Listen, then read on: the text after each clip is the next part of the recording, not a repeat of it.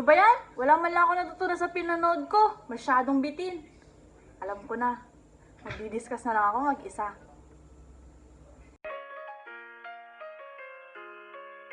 Good evening. Now we are going to tackle about the cancer cells properties.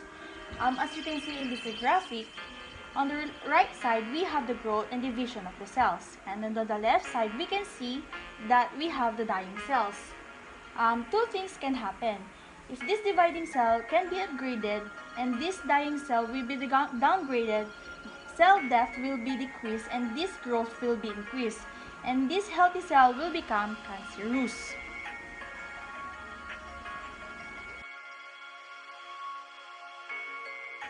Now we're going to tackle about the different types of tumor.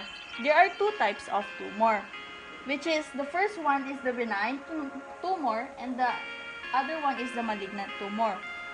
The benign type of tumor is not immortal, but this benign tumor cells is not angiogenic and they are not proliferating, not metastasis, and no invasion. They can be vanished. Unlike in the malignant, they are immortal. These dangerous cells, they can form tumors, and we call them malignant tumors. They are invasive. They are progressively invasive in nature, and they have metastasis in nature. Now we're going to tackle about the similarities of benign and the malignant. The first, they are both tumors. Both of them are lacking the factor regulate their growth so that why they become tumorous. Both of them is lack of contact inhibition, and both of them have little bit of angiogenic. That's all. Now we're going to tackle about the properties of cancerous cells. The first one is their mortality or no apoptosis, a very important property of all. Why? These cancer cells, they are having a rapid growth signals and decline of the cell signal. Immortality is a property of cancer cells because the normal dead pathways inside our utilizing different enzymatic pathways, which is called programmed dead cells or apoptosis. The second one is the rapid growth and division. This rapid growth is obtained by the cells utilizing the signals. These signals is form of hormones or chemical mediations. As you can see in this picture, in the first picture, we can see the cell with has a receptor on it. The second picture, we have the hormones going near to the receptor. And in the third picture, we can see that the receptor and the hormone is already in touch with each other. And then in the fourth image, we can see that the hormones giving signal to the cell to produce protein. And in the last one, we can see that the protein is already obtained and is still attached to the cell. And then in this part of the property of cancerous cells, they have checkpoints.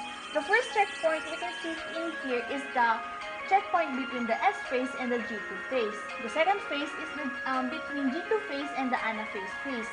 And the third one is between the anaphase and metaphase phase. And the fourth and last checkpoint is between the G1 phase and the SS phase. The significance of the checkpoint is to give signal and to give the pathway where the hormones going out. And then the third one in our list is the no contact inhibition. We are having the cell after division. A cell will be there, so the division of cell are placed just one after from another cell. We can find this layer of cell instead of one or two cells. When the cells are becoming crowded after time, this contact cell and another cell to another. This contact cell is inhibit to cell division. This inhibit will become the cell divide. As you can see in this picture, the cell is already attached to each other. They are forming like a sheet, paper-like sheet. The fourth one is the proliferation. What is proliferation? This cancer cell is not only can grow in one place, it can proliferate from one region to another region. That makes them dangerous. This is one of the characteristics of the cancer. They can go to one place to another and produce another tumor in different regions of our body. This property is called metastasis of cancer cells. They are invasive in nature. They are invade tissues. They invade the lining like basal lamina. The last in our list is the low nutrients and oxygen requirement. Now the cancer cells can't die. The cells need nutritional supplements, isn't it? Where they can get the nutrients? They won't require that much of nutrient source. They won't require that.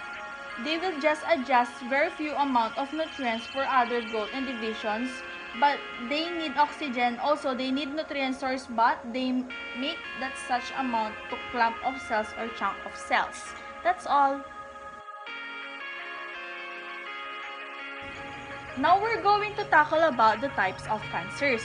We have 4 types of cancers, which is the carcinoma, sarcoma, lymphoma, and the leukemia. The first one is the carcinoma. The major part of the cancer, above 80% of type cancer, is carcinoma. Cancer in the epithelial cells. Some example of the carcinoma is the skin cancer, liver cancer, colon cancer, prostate cancer, breast cancer, and most especially, the common one is the lung cancer. In the sarcoma, they are not much common. Less than 2% of the cancer is sarcoma. Cancer in the mesodermal layer of the tissue. Some example of this is the cancer of cartilages, bone cancer, and fat tissues or gum cancers. The third one is the lymphoma and the leukemia. Both of them are directly linked with your immune system because they are cancer of the lymphoid organs. Example of this is the lymph nodes or spleen. But in the leukemia, 15% of the disease, cancer of white blood cells, higher count of white blood cells, and it also called blood cancer. It is different type of cancer that you won't find in the chunk of cells. Instead, we can find single cells but increase in numbers. Proliferating cancers, but this type of cancer is called liquid cancer because the cell that we can find in leukemia is not in mass. It is floating like a liquid. It is in increasing number of cells. That's all.